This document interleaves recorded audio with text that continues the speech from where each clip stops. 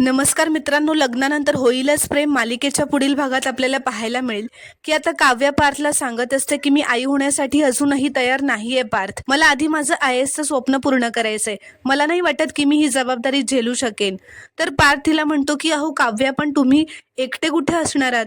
मी कायम तुमच्या सोबत असणार आहे. तर काव्या म्हणते की आई होणं ही चॉईस असली पाहिजे, ऍक्सिडेंट नाही. तर तेवढ्यात आता रम्या विजय तिकडे येतात. ते दोघंही पार्थ काव्याला बाळ होणार म्हणून अभिनंदन करतात. तर रम्या मुद्दामच बाळाचा विषय काढते. त्यावर विजय म्हणतो बाळ होणं ही चॉईस असायला हवी, ऍक्सिडेंट नाही. शेवटी 9 महिने तू बाळ पोटात वाढवणार आहेस रम्या. तर काव्याला विजयचं म्हणणं पटतं. ती सुद्धा मुद्दामच पार्थकडे बघत म्हणते की आई होणं ही चॉईस असायला हवी, ऍक्सिडेंट नाही. तर रम्या मनातूनच खूपच खुश झालेली असते व म्हणते आता या विषयावरून यांच्यात जी भांडणं होतील ना, ती बघायला घरी जाऊन खूप मजा येणार आहे.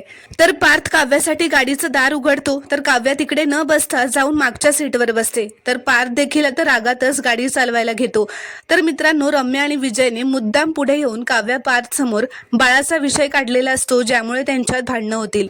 आणि शेवटी तेच झालेलं असतं. काव्या आणि पार्थ मध्ये भांडण झालेलं असतं आणि पार्थ सुद्धा आता काव्यावरती चिडलेलाच असतो.